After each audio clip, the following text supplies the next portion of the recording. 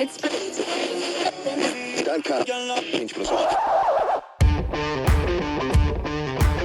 now, fresh off a 30-year break from his life in over-the-air radio, here's the host of the most originally named 15 Years Too Late podcast, JaySapChats.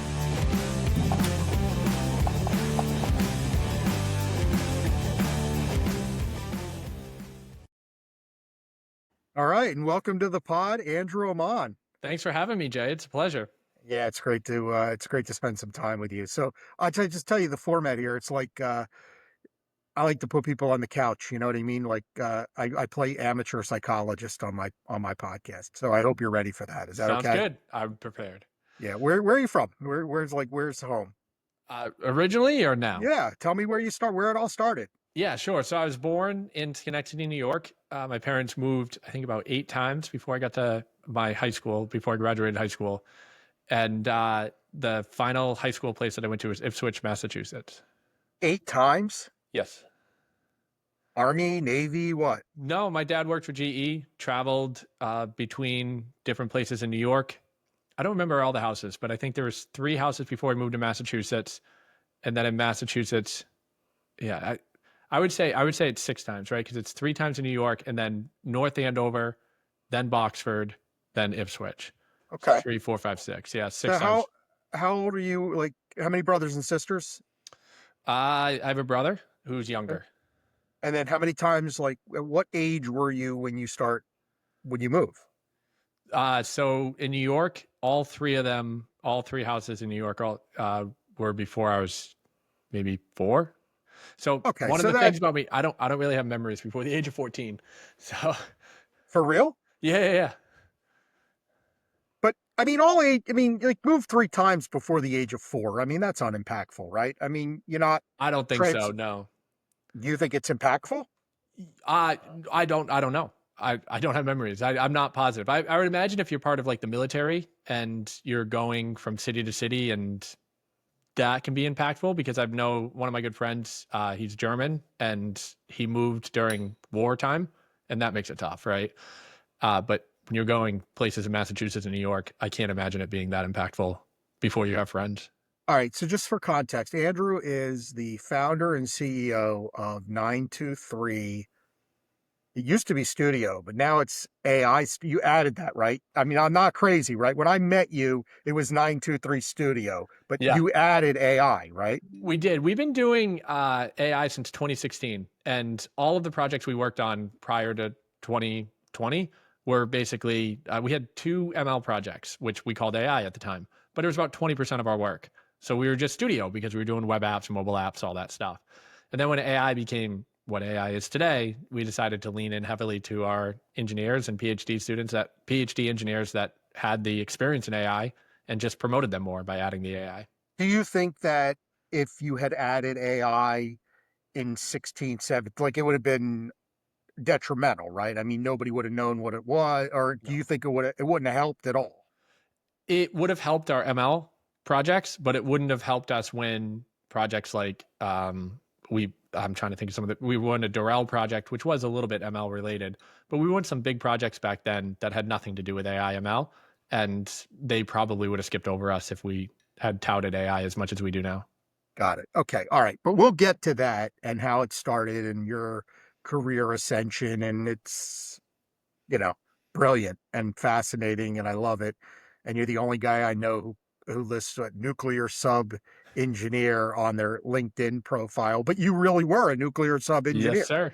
Yes, sir. For 6 years, from 2008 to 2014. Is that one of those things where if you work on nuclear subs, like you always tell people you worked on nuclear subs? I mean, clearly that's a sales tactic, right? It's a LinkedIn tactic. Most of the people I meet don't know that I'm a nuclear sub engineer. All right. I do. Right. I like it. I like tactics. I mean, you're talking to a guy who wears white glasses, for heaven's sake. I mean, right. So, all right. So you moved 4 times, 3 times before the age of 4. Yes. We've already established that's inconsequential. I'm sure if there was a real therapist, they put you on the couch and they would tell you how it shaped everything that you do today. But I'm not that real guy, so I can only go surface level. So the meat of your childhood is spent in Schenectady. No. So by the time I was, see, I don't remember the years. It's sometime when I was 3 or 4, maybe even younger than that, maybe 2 or 3. We Yeah. moved to a house in North Andover, uh, and I lived in that house until elementary school. And then in Okay. elementary school, we moved to Boxford, and then in middle school, I moved to Ipswich. I mean, that's kind of crazy, right? I mean, Yeah, you're in elementary school when you move. that's right. So I mean, that's traumatic, right? I mean, you Yes. had a bunch of friends and then you're the new kid and then you move again and you're the new kid again. The hardest one was high school. I remember because I was a good athlete. I remember taking all the positions, and Ipswich is a small town, Yeah. so I took the starting point guard position. I was the quarterback, and then baseball I was a center fielder. So you take positions from people that were friends with all of the other teammates, and you're the new guy in town in 8th grade. I moved in 8th grade, so you take all the new positions from people, and they're like, "Who's this new guy that nobody really likes?" And So I had a tough high school. do you think that made your high school experience harder being a good Yeah. athlete as opposed to easier? That's interesting. I had no male friends through high school. So my memories start at like 14, Okay. and I don't remember ever really having male friends through middle school or high school. Even though you were a great athlete and Yes. helping the teams win. My offensive line, there was a friend that they had that was quarterback who was not very good. My offensive line told the coach that if they put me a quarterback, they wouldn't block.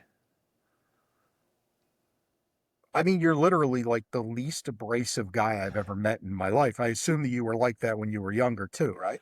I think I was pretty timid and scared and worried and anxious all the time. Again, it was a tough high school. I didn't fit in, right? Like I didn't have friends, so I tried my best to play sports. I think I was also the only guy that like played quarterback and then at halftime played in the band.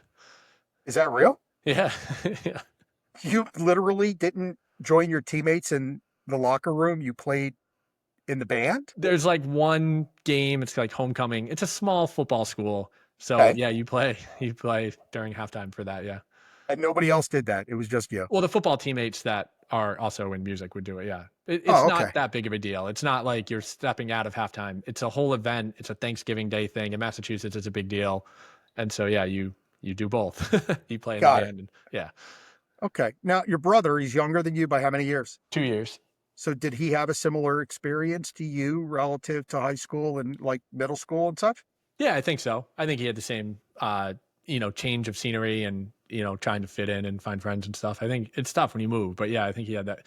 We also, to make matters worse, not worse or different, we didn't spend summers in the same town that we lived in. So the town that my parents had a beach house in Marshfield. And so as soon as summer school was out, we'd go to Marshfield. So I think my brother and I had the same friends in Marshfield because you're summertime buddies, but then you don't see them at school. Are you and your brother close? Not anymore, no. Got it. Oh, wow. So, okay. And how about like did it affect your relationship with mom and dad in that you were moving and like, you're like, what are we doing? Like, why don't we put some roots down? At the time, no. I think when you're young, you just kind of go with the flow. And again, I Yeah, was of an course. athlete, so following along life as an athlete, you kind of just care about like what soccer game you're playing next, what basketball Right. game you're playing. You kind of go sport to sport or event to event. You're not diving into those types of emotions at that age. Yeah. Now, were I know you as like a super curious guy. Like, I think one of the things that draws me to you is that if there's a problem, you tend to dive in to see what the problem is and you want to dissect it and understand the roots and origin of it. And like, do you think that, I mean, you say not having any friends seems harsh when it comes out of my mouth, but you said it. Like, do you think that kind of can you look back on that experience and see where your curiosity was piqued into like learning and other interests because of that? Yeah, like I've done a lot of work too, right? Like I've done therapy, I've done coaching and all that. So they dig into these things and they do family parts and they help you figure out like who you are and why you are that way. The memories that I do have, like the earliest memories that we've been able to kind of rediscover is me playing alone, playing Legos or Connects, or even during September 11th, which is 2001. Mhm. One of my earliest memories was I was home by myself, pretending to be sick, playing with Connects, and the TV was on in the background, but the same channel was playing the same thing. And I wasn't even paying attention to it because I was so interested in building connects. But it was the Twin Towers. And so I wasn't at school. I was home playing by myself. And I think that is, most of my memories are around things I built or things that I would play with or things that I'd put together. Like the Rector sets, remember capsules, Yeah, of course. Legos. Those are all the things that I like remember most. I mean, this is going to come as a shock to you, but I was more prone to play with Lincoln Logs. Yeah. It depends. It's all those things. Whatever you can put together and build and show off that you built it. Yeah, it's. Yeah. I Well, think that's why I do what I do now. I think it was less about what I was able to show off and build, and like that was like the remedial version of anything that you could build was Lincoln Logs, Yeah. and that's what I could handle. But I guess, listen, if my therapist was to talk to your therapist, I'm guessing that they would be able to piece together why it is I played with Lincoln Logs and you played with Connects. I bet the result is also I now run a product studio and you run a swag studio, right? Like you're relationship based and you have a great sense of inventory and stock turns and things like that. And I have a great sense of that stuff. Like it's just who we end up being kind of rooted to those early days. Well, and it's why I start at the very beginning with people, because it does shape our entire journey. Yeah. And, you're a family man now, and like, we'll get to that too. But that, like, I guarantee, like, shoot, if we get to it now, my guess is you don't have any interest in moving your family multiple times. Not one iota. Or like I would love, every summer I want them to spend with their friends and hanging out in the town that they are part of. Yeah. Yeah, right. So, I mean, like I took that negative, the negative interactions that I had growing up, and they fueled a lot of my story. So I've said it before in conversations, and I'll say it and share it with you, is my dad hated his job. I mean, he came home from school after the first day. He was a teacher, and he would say 179 days left. And I mean, I watched him do that for 10 years, the last 10 years. I mean, he loved the kids. He hated the administration. So subconsciously, what that built in me was this concept of, oh my God, like, why would I do something I mean, listen, I have a ton of respect for the man. He sacrificed his dreams so he could have a very stable job because he wanted to raise his family and not worry about money. Even though he didn't make a lot, he knew what he was going to make so they could spend inside their limits. So this has nothing to do with not respecting my dad. He's my best friend, but it was painful to watch him hate his job. And it set within me a pattern of never being able to stomach a job that I no longer liked. I didn't quit without a job, and I didn't quit without notice. But once I was done, and I would move on to the next thing. And I did that because I couldn't tolerate this concept of just hating your being. Yeah, there's a great concept from Jim Carrey about, if you're going to fail at something you don't love, you might as well take the risk at something you do love. Because if you fail at that, at least you loved it, right? And at least the concept of you trying showed that there was an effort there of, seeing the results of your actual journey come to fruition. And witnessing that, I'm sure you looked through the lens of being your own entrepreneur, being your own business owner, through the lens of like, I'm going to try this because if I fail, maybe I didn't have to count down the number of days being a teacher, right? You looked at this and said, I can try this and go out my own, but if I fail at this, at least I gave it the effort that I did something that I've truly wanted to do. Yeah. Listen, well, now, I've had plenty of days where I've counted the money in the bank and how many days until payroll. So, I mean, everybody's always different count. A lot more pressure on that count. Believe me, there's things they don't tell you when you get into this business. Yeah, but you've been at this for a long time. Do you regret starting it? No, I don't regret. So, I mean, this is the longest I've ever done anything, ink stores. I mean, I've never been part of I was typically on a 4-year pattern, and this is coming up on year 13 now. So congrats. Thanks. Yeah. I mean, I tell people like, this is it. And I mean, I truly love this. I do love this business, like you love your business. Yeah. And I can't envision myself doing anything else, and I don't even think about doing anything else. So it kind of makes it easy. So I still wake up excited every day. Listen, I mean, not every day, but most days I still wake up excited. And yeah, I truly love the business.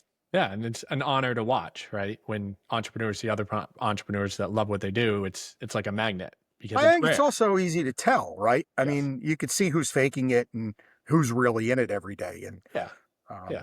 yeah, You can also tell just by every few years you check in and see who's still doing it. well, yeah, that's a telltale sign too, right? Yeah. So, all right, so you're a good student in high school?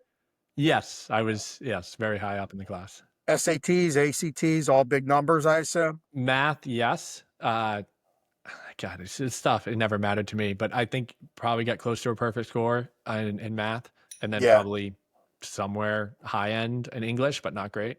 Yeah, your math almost beat my whole score, by the way. Yeah, who did it? Yeah. Yeah, 930.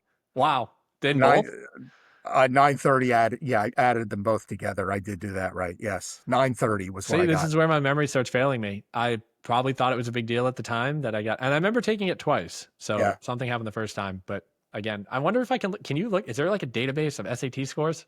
I don't know, but I know that your college transcripts live forever, and I know that because I had in 2011 I was building a business on St. Bart's, Yeah. and the French government and it's a French province, and the French government requires all of the executive team to provide as detailed a history as possible, including your educational transcripts.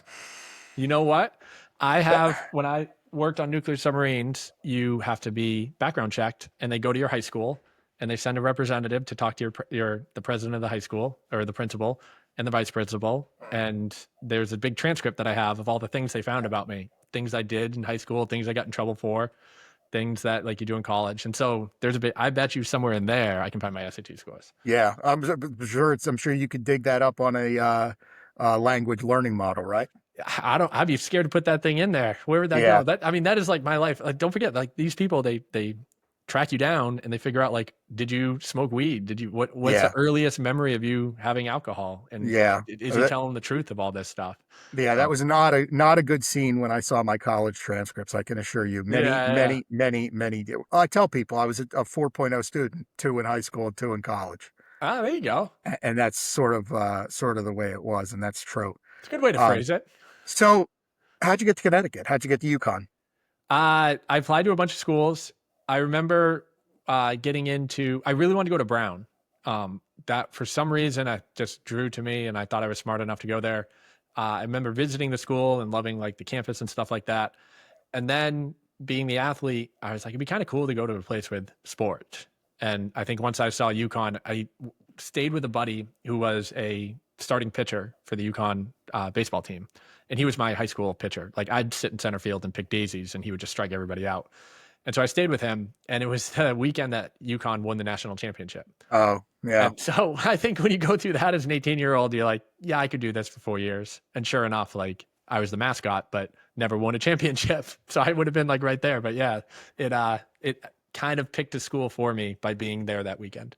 Okay. So I don't know if you know that about my background, but I went to UNLV and I was a radio producer engineer, and I traveled with the team, and I was really part of the athletic, basketball and football. I was part of the whole deal with everybody. You were the mascot at UConn? I was the mascot, Jonathan the Husky. For how long? Sophomore, junior, and senior year. Wow. How'd that come about?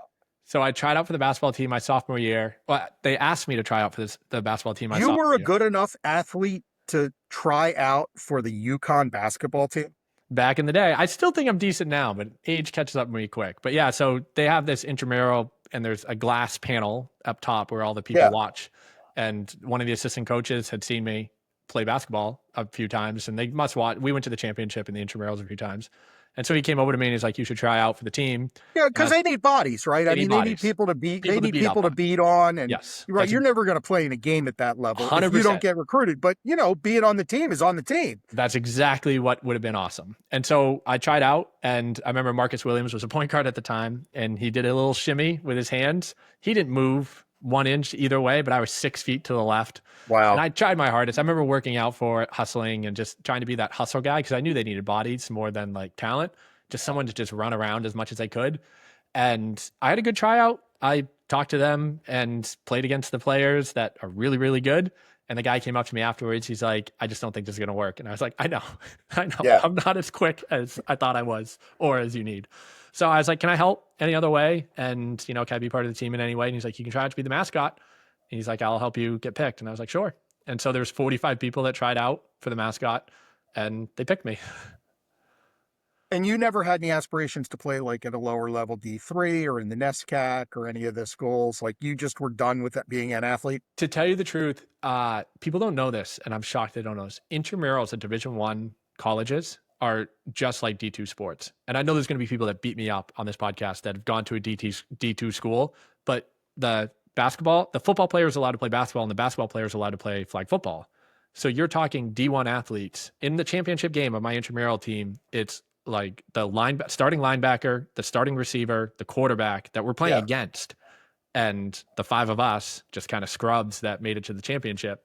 And we lost by 2, right? Darius Butler, was the cornerback for the Patriots, was the guy I guarded the whole game. So D1 schools, intramurals are legit. Yeah, well, listen, I mean, there's 25, 30,000 kids at the school. I mean, it stands 15. to... UConn's smaller. UConn's smaller, but just in general, it stands to reason that there's going to be tremendous athletes. And, kids like you wanted a sports school, so they defer that. But, like my son played Division III golf, and I always say 25% of the kids that are in his conference could have played Division I.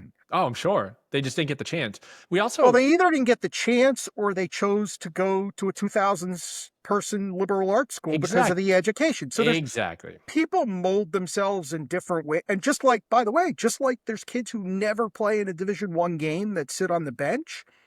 Some, if they played Division III, even though they're at a Division I school, would never get in the Division III game. Yeah. And then some that sit on the bench that would be stars in Division II or III. So it's like, I believe it when you say, I don't think it's a beat up thing. I believe it when I hear that intramural or club, even now, club's a big thing. Yeah. There's great athletes who are playing club. Yeah. Yeah. Yeah. My junior, senior year, I traveled, there's a club flag football. So I was a quarterback and we traveled around the country playing other colleges in club flag football. And there's no professional flag football or D1 flag football. So this is like the top of the top there too. So you can really play high level sports. Oh, I love that. And not have to practice, not have to work out. Yeah. Go out drinking on a Wednesday night and play a game on Thursday. You're somewhat describing Division III. Yeah. So, all right. So what's it entail being the mascot? Like aren't you a cheerleader or are you not are you a cheerleader or are you not a cheerleader? Is it a scholarship? Is it not a scholar? Like, give me what's funny, I kept trying out for the basketball team my junior and senior year and I never made it. Right. So, but what was funny is every year as a mascot, I'd lose eligibility to be a basketball player. Oh, that's and I funny. thought in my head, I was like, wouldn't it be awesome if I got really good and I started on the UConn team and they're like, oh, he can only play 1 year because he was a cheerleader for 3 other years. But yeah, you're a Division I cheerleader and you get the certificate and all that. But you have to travel with the team. There's multiple mascots. At the beginning of the year, the top dog, which is the one that's been there the longest, gets to pick the sport. So, literally the top dog. The top dog, literally. And the person usually picks men's basketball or women's basketball, depending on who has a better team. Mm-hmm. And then the second dog picks the opposite. But you have to do soccer games, football games, and then celebrity showings and events. And then also every time there's a soccer game at home, football game, hockey game, basketball, both sports and football, you have to be the mascot for that entire period. And you get $12 for the effort. $12, not an hour, $12. 12 total. And no scholarship money? No. I mean, not at UConn. I'm sure if you're the leprechaun at like Notre Dame, you could get some scholarship, but you got to look the part. You can't talk. I mean, the people that have their faces showing, I'm pretty sure they can talk, but if you have a mascot head on, the 2 rules are you can't talk and you can't touch another mascot. I'm speechless and I never get speechless. How many people know this? Like, how is this not your LinkedIn lead? Why is nuclear former mascot at UConn? Like, seems to me like that would be like somewhere. I can hide it in there every once in a while. But it's a good conversation piece. People always ask like, what was some of the crazy stories? But yeah, it's a fun gig for 4 years. All right. So right away, so you do well in college, right? I mean, your grades wise. Yeah, good enough. College is hard in engineering. You get the business school, which takes every Friday off. But as an engineer, like there's a lot of work and you never have Fridays off. So it's tough to play sports, to drink, to date, to educate. It's so funny that you say that about the business school because my buddy used to say that about the marketing department. Oh, see, there's always one. And I'm sure the marketing department says it about liberal arts and liberal arts says it about education and then education says it about like, engineering. At UNLV, the marketing department was truly the dumbest of the dumbest of the dumbest would get a marketing degree from UNLV. Believe me. Yeah. That was the lowest common. And it was like it was like the feeder from like 2-year associate's degree community college to the marketing and journalism school at UNLV. Like that was I don't need to go to class for the semester type of a degree. I just remember every Friday I would have a test and I'd be walking to my test and there would be the business school playing Frisbee out at the bars, sending messages about like doing morning drinking on a Friday. And you're like, I got a test. I had to study Thursday night and Thirsty Thursday was not a thing. Right. And like you're constantly dealing with everyone else that seems free and you're doing engineering work. Yeah. But you were also on the road too, because I was on the road. Basketball, I mean, you were like, and you literally would stay in the hotels that the team stayed in and airplanes that they're on, buses that they're on. Yeah. And I'm sure it became friendly with some of the players as well. Yeah. There was one basketball player that was in some of my classes. And what happens is like, you're supposed to take the test at the same time. Yeah. It's a 3 p.m. Eastern time that you take the test. You're supposed to take the test at that exact same time. So you end up having the same tutors as well. So the tutors travel on the road and they're like an engineering tutor, business tutor. And so they go with you too. So it's a whole business that travels with the team. All right. We're talking to Andrew Amann of 923 AI Studios. 923? How'd you get the name of your current company? So we, our first company we founded in 2012, it was a digital business card and we sold that in 2016. But the person that bought it just bought the assets, not the name or the team. So we were consultants for the company that bought us. It was kind of like a seller's buyout. Like we had to work there for a number of years as consultants. And so we had to change the name in 30 days. And the first business I was operating at the same time I was doing all the nuclear stuff. So I would work at night while on this business, on this startup. And then daytime, I would wake up and go to a regular job in a nuclear facility. And so I would just flip back and forth. But my founder and I would work every night for 5 years from 9 p.m. to 3 a.m. Oh, I mean, that's 923. 9 to 3. I love that. Yeah. I mean, that's a brutal existence. How many years did you do that for? 5 years. You did that for 5 years. Yes, sir. Wow. Unbelievable. All right. So take me through the career.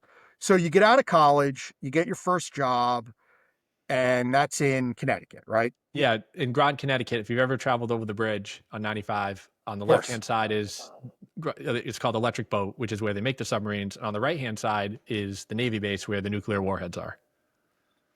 This is, by the way, this is like similar. Is that Groton is where I'm just trying to think. It's where the ferry is over to, yes. Right? Yeah. So you get the ferry there as well. You can get the ferry from New London. So there's a river, the Thames River. On the right-hand side's Groton, the left hand of the river, depending on how you look at it. But it's New London, Connecticut. And New London is where the ferries are that go to Long Island or to Martha's Vineyard. So did you know you were going to be an entrepreneur? I mean, I know you just get a job coming out of college, right? Like, do you know like the big vision someday or at some point I'll be doing something on my own? I'm biding time, I'm learning, I'm doing what I'm supposed to do. Or are you just like, I got this job and we'll see what happens from here? I don't think I had permission to be an entrepreneur with myself or with the people around me. Like, I don't think we knew what that was. But as soon as I got the job at Electric Boat, in the first year, I got moved to the program office and I was an entrepreneur and my job was to replace, there was people that were retiring and I had to take over their job and replace it with automation. So in 2009, I'm a 21-year-old, 22-year-old kid taking on automation tools with Excel and VBA and writing code and basically being what's called an entrepreneur. And then by 2010, I came up with a Bluetooth chip, which I carry with me all the time, which is this patented Bluetooth chip that I invented from scratch to basically track parts in a manufacturing warehouse. And so I have patents to track these giant valves or nuclear components for nuclear facilities. So let's go And we back track them. first. So let's go back for a second. When you say you didn't have permission from yourself, first off, I didn't know what an entrepreneur was. I Right. didn't know that you could own a business. I mean, I Mhm. told you, my dad was a school teacher. My mom was a bookkeeper. My parents worked for other people their whole life. I Yeah. didn't even like the concept of owning a business was what other people did. Yeah, exactly. So do you have that same mindset? Because when you say you didn't have permission with yourself, almost makes it sound like you were debating and part of you said no. Like I didn't even know what it was. I think that's more what I'm emphasizing is I didn't know what it was, but I didn't know that that's what I was meant to do. And I also didn't have the network around me that would guide me in the path of like, hey, you're an entrepreneur stuck in a W-2 job, right? I Right. didn't have those people around me to tell me that there was a better way for the type of mind that I had. Yeah, totally. Right. Like, so my kids, my daughter, my son, my other daughter, like they know, like they could just start a business. Yeah. It's not, there's zero mystery. Like dad started a business, I could start a business. Yes, Like, you know, just if you have an idea, you just go do something. that's right. I had no idea that existed. I was the same way. Okay. So when you invented this thing in 2010, Mhm. you're doing it under the auspice of making your life and job better where you're at, not Yes. as you're right. You're thinking I'm doing this for my employer. I'm not doing this for like my own personal gain or life. I think both is true. Entrepreneurs, especially like I've come to peace with the fact that I'm an apprentice. I am always drawing on somebody else's canvas, and I've done that since childhood, right? Like since I can remember at least that I've always created products for other people to use, and I love the feeling of other people using something that I built. And so in the opportunity when you're stuck at a desk job, like you really only work 2 hours a day, and the other 6 hours you kind of fiddle around or go to the water cooler or have lunch early. And so I remember that I was just like antsy to do something. And the way that I am now, I probably get 6 hours of work in a day that are equivalent to 8 to 10 hours that I was doing at a W-2 desk, just because of the noise and the nuisance of being in an office, surrounded by people that are like slow moving in government jobs. And so I think my mindset was catered towards how do you build something of value? And when you get pushed up against government restrictions and you have to clock in and like you can't do anything because they want to build legacy systems, you constantly push the envelope just because you want to be busy. Like I wanted to be busy. And so by finding these offices that allowed me to innovate, I was drawn to the people that would then take me under their wing and I'd make them look good. And so the first guy, Glenn Couture, was my first like person that he saw me on the hockey rink in Electric Boat. And I was like, you should come work for me because I love the way you think. And he's like, you can just help me build whatever. But his job was to go around the entire submarine from hull to like every part of the submarine he was able to touch. And he would just think of ideas or concepts or programs that can be drawn or like innovations that could happen on the submarine. And I would just follow him around and I would do any work that he asked me to do because it was an opportunity for me to learn about that part of the submarine, but then also be inventing.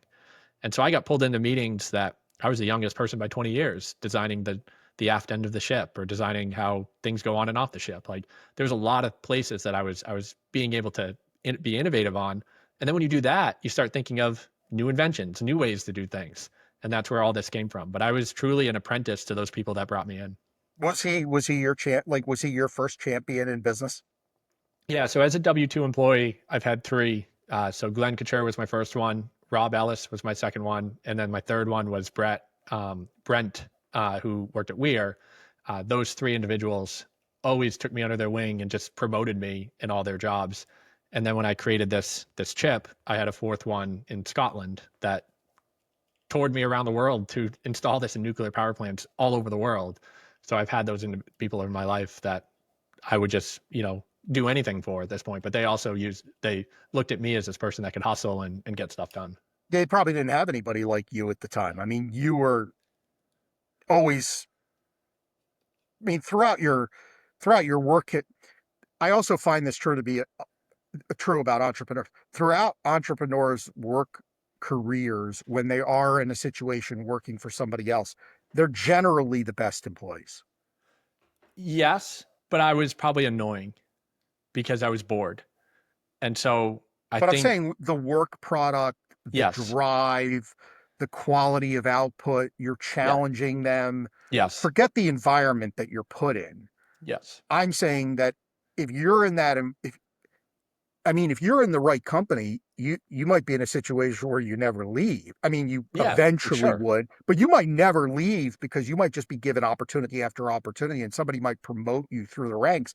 I'm sure you have people you work with now that you identify that in, and you just keep them challenged and stimulated. And if you do that, you 100%. can keep them. It's when you don't stimulate them and challenge them that they become. My misery came from the sameness in which I was forced to operate in over and over and over and over and over again, and I was becoming unchallenged. That's right. That's where my misery came from. Yeah, Not that I didn't love the people I was with or the jobs, or I loved all my teammates. I loved my companies, yeah. but I just was doing the same thing over and over and over. And you didn't Where have a champion to say, let's go just do something next and use your brain for something more challenging. it's really hard in sales because people get drunk on sales, Yep. right? So, like, you have me as a salesperson, and I'm great at it. Why are you going to take me out of sales? I would agree. It's the same problem in engineering where you get really good at engineering. You only have two routes. You become a principal on that engineering part that you're really good at, or you become a manager, which you're probably not really good at as a manager, but it's the only Right, way for you to make more money. right, right. Right, and so right. So you either write your own path out Yes. or stay and be miserable. Yes.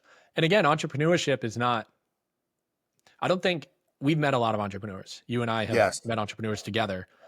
I don't think entrepreneurs are fair to label anyone that starts a business. I think there are entrepreneurs that are dedicated to the craft. And then there are entrepreneurs that fall into either starting a business or having a business and don't really enjoy it and don't know how to get out of the entrepreneurship life because they've never been introduced to the W-2 life because they started too early. So I think there is like a flippening, right, between both.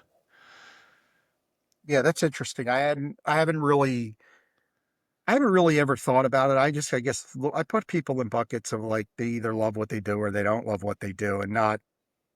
I've never thought about it in those terms. Yeah. So okay, all right, so you invent this chip and then you install it around the world, and Mhm. you're like, but then you're still working for other people. So when That's do right. you go? What's like, what's the breakout point? Like, where are you? What age? Yeah. What's going on in your personal life? Are you single? Are you married? Or take me to the point where it's like, I'm on my own. I'm doing this. I've actually thought about it. Yeah. So in 2012, I had started to get permission to use the chip inside of the nuclear facilities. And so I was traveling doing it, but I started realizing that it's very difficult to install. And especially in like French facilities and stuff, there's a This is like language. 5 years in, and like so you're like 26, 27 years old. Yeah. And I'm trying Okay. to remember the years. So it's actually 2014 at this point. Okay. So in 2014, I started traveling, but I also started realizing that I'm building this for somebody else and not myself. So I remember the conversation in 2014. I asked the president, I said, can I try to sell this outside? We'll split the revenue, whatever you want to do for equity, but I don't want to keep selling it inside of facilities. Like, I think this has potential to track cars or anything like that. And he's like, sure. So I remember you and I drive over the Tobin Bridge in Boston. Mhm. You look down, there's like 10,000 cars sitting there. And so I go to that building and I ask the president, there was a company that manages those cars. And I said, do you have a problem with losing cars? And he's like, yeah, all the time. We lose 10, 20 cars a month.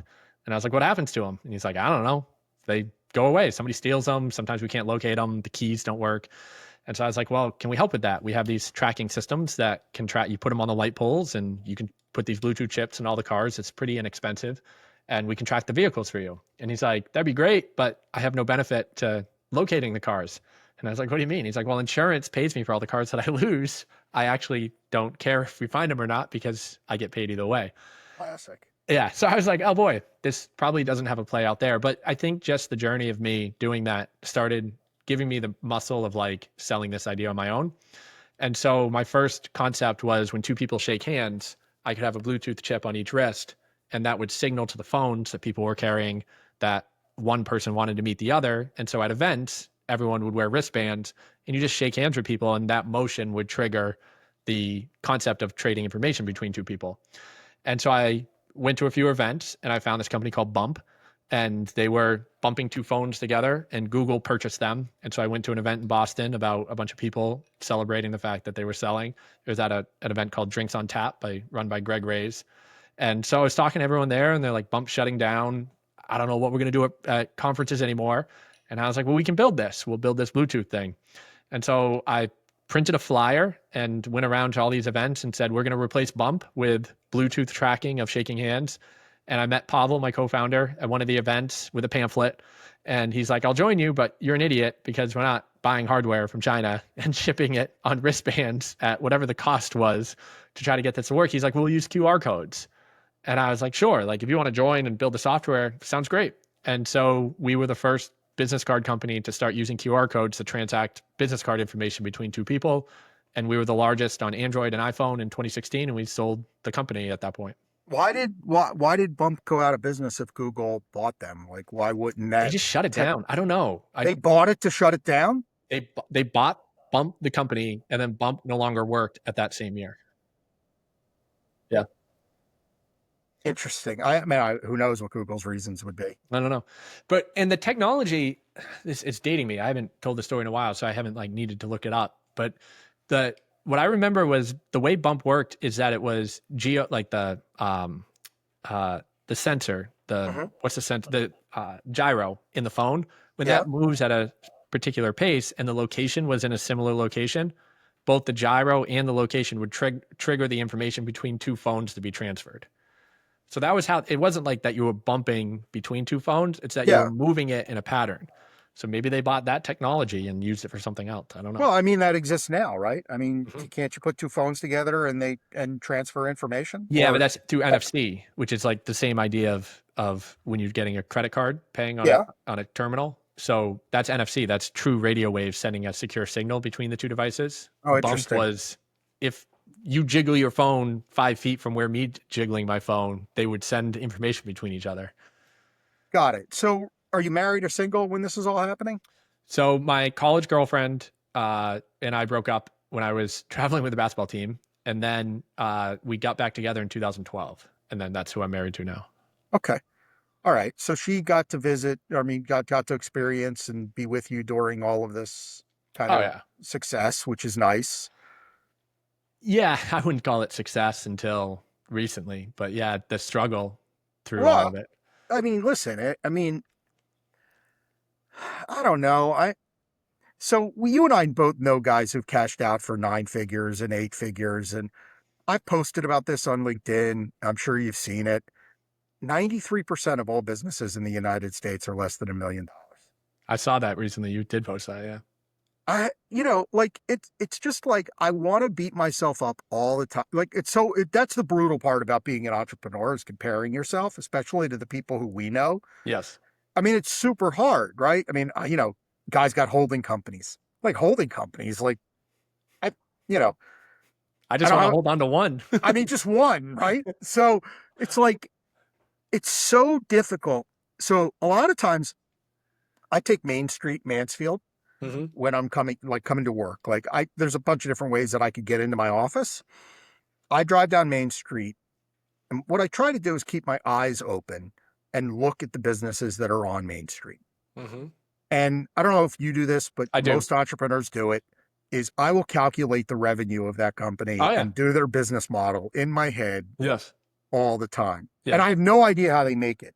Yes. Because there are so many businesses in my mind that can't do more than $250,000 a year in revenue. Yes. It's just even on their best day. And it's just like every time I talk to a franchise owner, it always comes back to each franchise makes $150,000 before operations, before like the owner has to get involved. And so I agree with you. You read those. The only one that I don't understand the metrics and I keep thinking it's profitable is the trampoline parks. Because once that thing's set up, it does like $4 million in revenue. The other things have to be profitable after time because it's always packed when my kids go there and it's just trampolines, right? Yeah. Other than that, I completely agree with you. I do the math on everything else and I'm like, that's going to be a tough business. Yeah. I mean, I drove by the business I drove by the other day. I was in Austin, Texas, and there was a building called iFly, Hmm.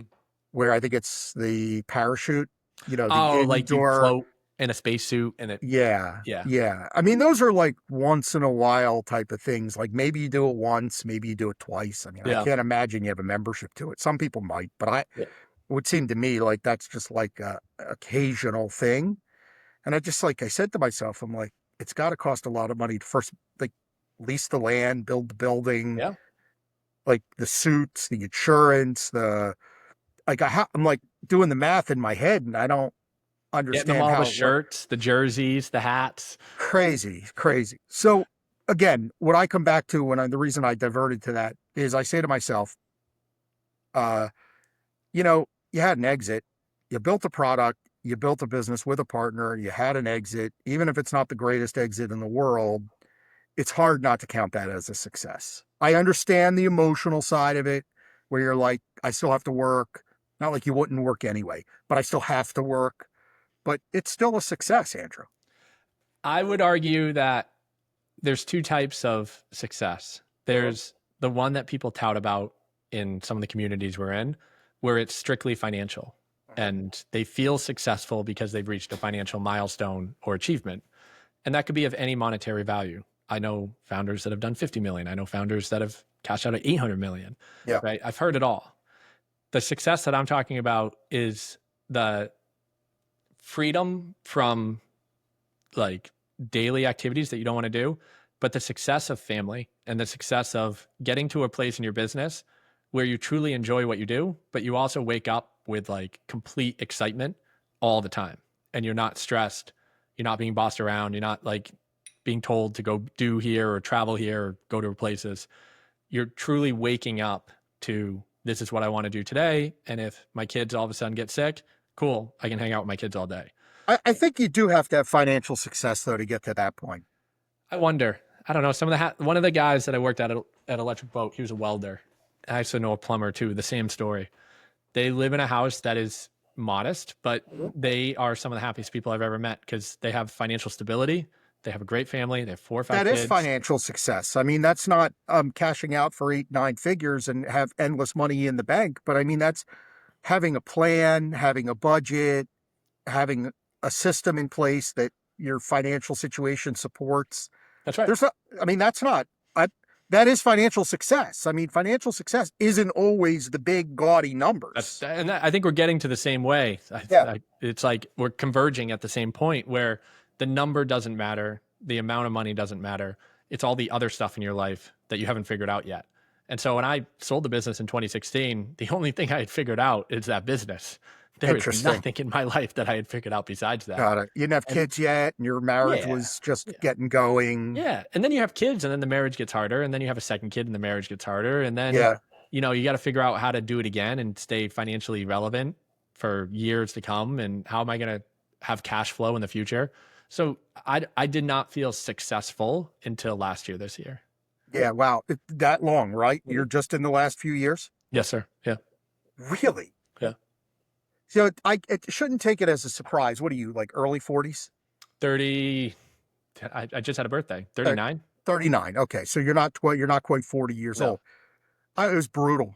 And 35 to 45 for me was brutal. Yeah. I mean, remember those years. I remember them. They were brutal. Like my kids were younger, I was in business strife. We had the financial collapse in the middle of it. I was at a few different companies. I just was completely unsettled. I wasn't necessarily happy. Once I got over that hump, though, and my kids were older and I was calmer and I was more on a directed path. Yeah, I mean, exactly what you're starting to experience. So I guess I shouldn't take it as a surprise that it's just coming to you now. The only thing I've looked back is like you do a lot of work when you go through stuff like I've gone through. You do a lot of work. And the thing, I wouldn't take anything back. I wouldn't change anything. I wouldn't change the relationships or anything like that. I just wish I did it with less anger. I wish that like I could have had the same experience with just less anger. And especially when you're in manufacturing, it's just curse bombs all over the place. Whoever swears the loudest gets their way. And then just with family, it's just anger. Like, It's so amazing. Like, I just don't know you as an angry guy. because you've known me since 2022. Yeah. Prior to that, I mean, it's in my blood. It's just, It's funny. Wow. there's just so many moments that I look back on where if I didn't get angry, I wouldn't have remembered the moment. But just because of the anger, I remembered how I responded. And nowadays, like people that have known me for a long time, they say that they're like, Andrew, you're more calm, you're less, you've changed. And it's just because I've removed the anger from my life. Yeah, it's crazy. I mean, I have as well. And I mean, you're talking to a guy, my nickname used to be Angry Jay. There you go. See, and I would never consider you getting mad at anything nowadays. So we're in the same boat. Yeah, right. I mean, that's a true story. Yeah. I mean, you are all right.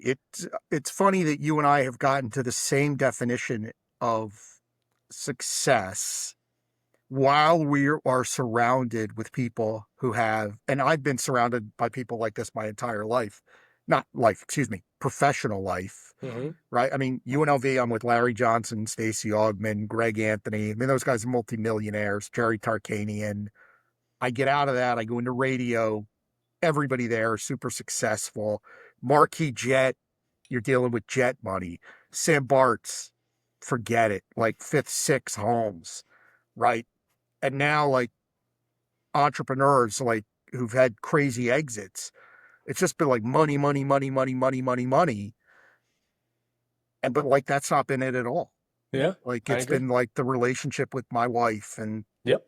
my kids and our relationship and the peace that I have throughout my business with the employees that work for me. I mean, I've had two people, I mean, three people, 5 years, 7 years, 10 years, or I mean, like three of my main people, like a long time.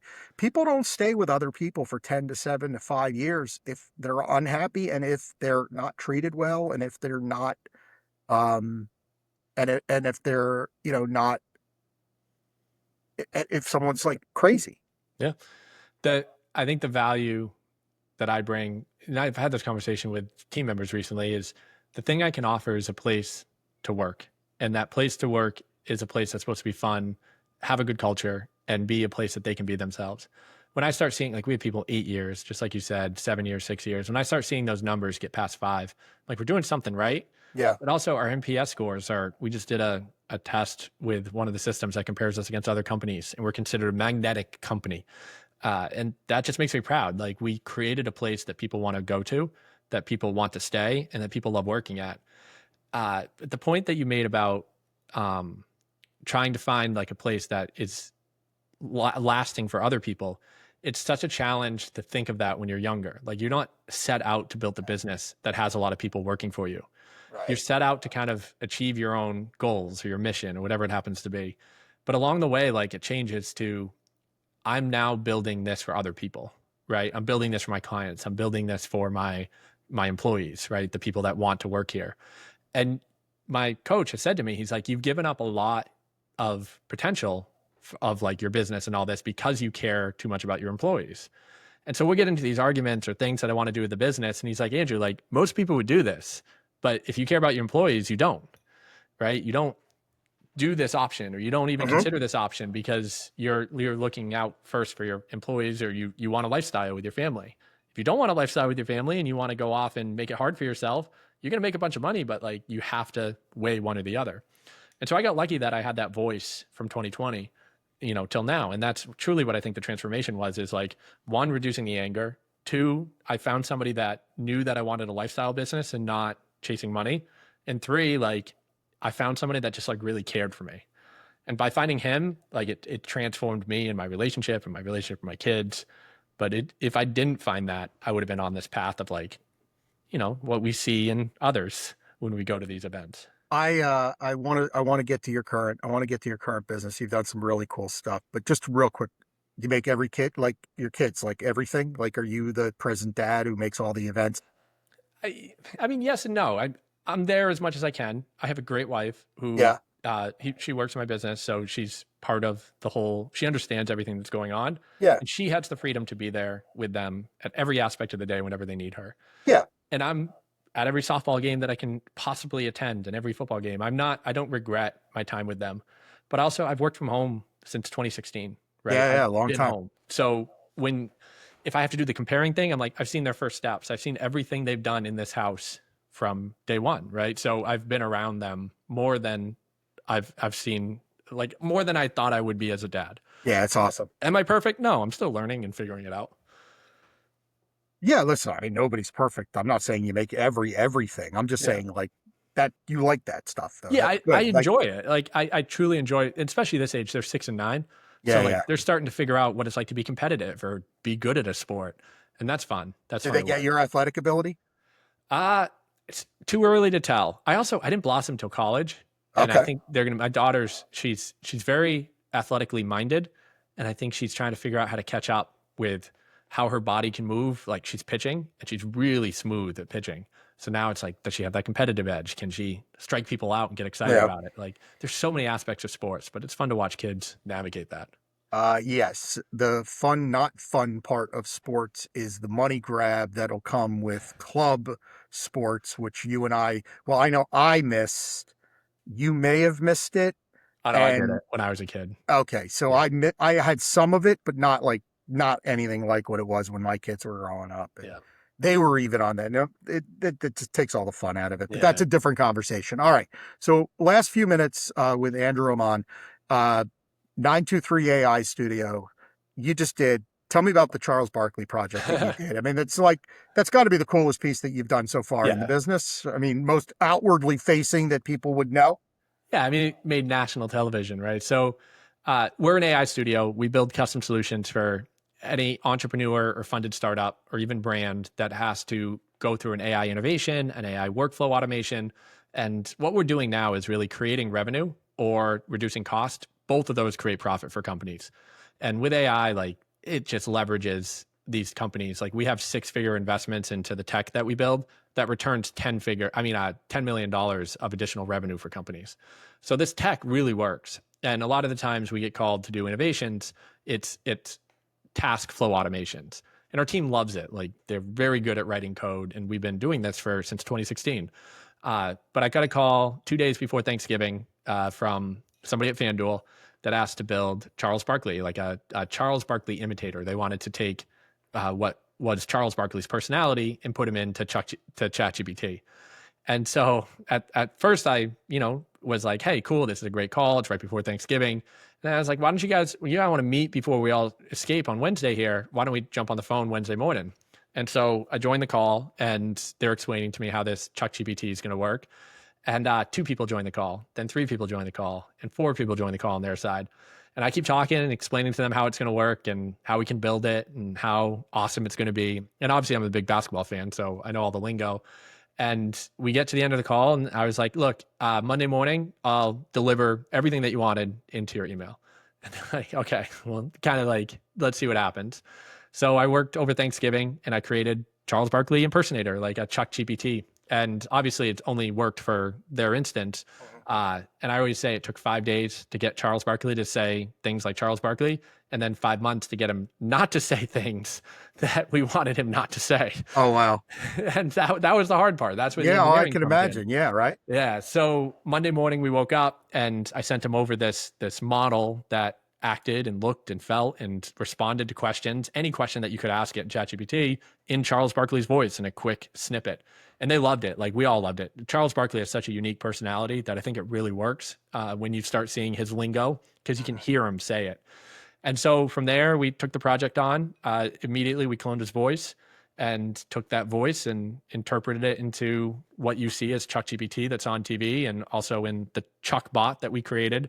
But we created a website, a place that you could go and ask any question like how to make a peanut butter and jelly sandwich or why is Jay the coolest guy on earth? And Chuck will respond in his like voice and his tone and his connotation, and you can reply back and forth. And so, yeah, we launched it right before the NBA playoffs started, and it's been going live. It's been so much fun to work on a national televised thing that people recognize, and they text me and they say, "Oh, I know you built this," and it's been a lot of fun. Yeah, well, you launched during the NCAA tournament. Yeah, so we launched the NCAA tournament was just a commercial, and then I'm not positive, but I don't know why I didn't see that commercial while I watched the games. Yeah. But as I watched like reviews of the games, ChuckGPT was everywhere. And then right when the NBA playoffs started, that's when my friend started seeing it as well. Yeah, that's pretty cool. I mean, I saw the ad last night. Yeah, nice. Actually, the first time I saw it live, I was with you. We were at a Yeah, bar in Boston, yeah. and I hadn't seen it like live on television. I'd watched it so many times on my computer, and so I was telling someone the story, and then sure enough, on the giant projector behind us was ChatGPT. On the advertisement, is that the real technology working when you see it? Maybe. Yeah, exactly. Right. I mean, it could be though, right? I mean, Yeah. that's concept wise. That's what the concept is. Yeah. You when you do movies, you want it to work every time, Now, right? listen, when you film food, it's generally not food. I don't know if you know that, Yeah. but like when you take Have you seen when how you they do cheese? It's glue. yes, I'm yeah. like, what? Well, I was a partner in an advertising firm when I built my first business was a marketing venture with Jim Furyk, Yeah. and I was partners in a marketing firm we housed it in, and we had to do we worked for a company called Slack's Hoagie Shack, and we had to film and take pictures of all sorts of food, Yeah. and Cheese pizza. it wasn't food. Cheese pizza, when you pick it up at Papagino's, it's famous now. It's glue, right? Yeah. So I totally understand. I totally understand. That's awesome, man. Yeah. I mean, it's nice as listen. I mean, we just produced Bryson DeChambeau's apparel Oh, nice. for the PGA Championship. That's awesome. Right. So I understand like the touch with greatness, like the working for. Yeah. We work for a ton of professional golfers and pro athletes, and you get to see your product out in the wild. Like you get to see Yeah. the Charles Barkley stuff. I mean, it's cool. Yeah. Have you It, met Chuck yet? no, I don't think I will during this. There's a lot of touch points for me to Chuck still. But there's when you build something like that, it's not the notoriety. It's like our team built that, like our brand. And what I remember most about it going Yeah. live is having people that were part of the project, especially like people that you never would expect, say the name 923. And you're just like, that's cool that like they know about us, they know we built it, and they know about us. And that they know about the team, and they know the team worked really hard to get this thing done. And it worked so well. Like I'm not sure how many people could have pulled this off, but it worked as designed. It's been Doesn't safe matter. Doesn't on matter the how many chat. people. Doesn't matter how many people could have pulled it off. There's only one person who did. I agree, but I think it's an honorable. It's great to see the team's response to something that they worked so hard for, and Couldn't knowing that agree it went more. so well. I listen. I totally agree. I'll have text messages going all weekend with. I'm like so one of my big. I'm a big proponent of not texting or emailing employees outside of business hours Yes. that work for me. But we will have text messages going this weekend when I see their work, not mine, their work Yes. Yes. Exactly. uh, on national TV at the PGA Championship, That's just awesome. because it's so evident and it's so Yeah. cool. Yeah. Yeah. So Yeah. I understand the feeling Yeah. totally. Where can people get a hold of you if they want to track you down? What's the best way to do it? LinkedIn's the best. I post there every day, and I respond to all the comments. I'm not famous enough to not see them. So if you post and send me a message there, I will see it. I always laugh at people who don't respond to my comments. Like I say to myself, I'm like, what? Like 7,000 followers. Like, what do you know? Like, I know you saw the comment. Yeah, and I would even say like because I don't know how many I have now, but like I'm decently sized, and it's still not that crazy. Like Yeah. 10, 20 a day, and when the first message in LinkedIn is like, "Hey Andrew, I'm trying to sell you something," you just skip over that one. I You love go to it. the ones that's like, "Hey, haven't seen you in a while," or "Hey, like this message that you just sent, I have a question about it." And you're like, "Okay, I'll read this one, but I'm not going to read about your product that you're trying to sell me." I appreciate your candor today. I love getting into some of your life, like the real life. I mean, we've known each other for a while, but Mm. I learned a lot No, I about you appreciate that. today. And, not everybody loves to share that stuff because sometimes there's, some bruises that we all go through. And, I've been through them. And, look, most people have, right? I mean, that's just life, man. It's friggin' hard. Yeah. And, you know, like, the people who put that veneer up that want to show you only the positive pieces or that it's funny because that's like the Boston start for years that was my complaint on the Boston startup community is you go to a startup event and everybody there would have already had 3 exits and I'd be like geez, like what am I doing wrong? Like, Has it changed? no, it Oh, sucks. I okay. hate it. Like I don't get it. I love being part of a group where, or with people or talking with people who are just like, yeah, like I get my brains beat in every day. It's like, okay, good. We're part of the same, Yeah. we're part of the same world. Like It's I a don't group need, of a group, though. We got to find each other inside of the group because it's still, no matter what group you're in, you always get the multi-million-dollar dreamers. I think that's fair, but it's lovely to spend some time with you. It was great to be with you. And it was even better spending this much time with you and not talking specifically and only about technology. For all of those you listening, we went to a dinner together and there was two technologists and Jay, and we talked about AI, which before AI was famous, AI. And so Jay could have learned a lot, but Jay was like, no. Jay didn't even know what he was, one, Jay didn't even know what he was listening to. Two, a third technologist joined, and then it was three technologists and Jay. That's right. And it was the longest that I had ever been silent. I think it was like 45 minutes. I didn't even know what happened. I don't want to be rude because we were just starting to know each other. I didn't pull out my phone. I don't even know what happened that dinner. But the dinner was great. It was a steak dinner in Boston. It was a steak dinner in Boston, and you coordinated it. And I happened to really like. Well, I liked the two guys. I liked the two guys that I was with, so it was all good. I appreciate it. And I was just with Mike at lunch today, so I got to bring the whole crew back together in one day. I love it. I love it. Awesome, Andrew. Thank you so much. Thanks, Jay. Appreciate your time. No problem. Have a great day. Thanks for having me.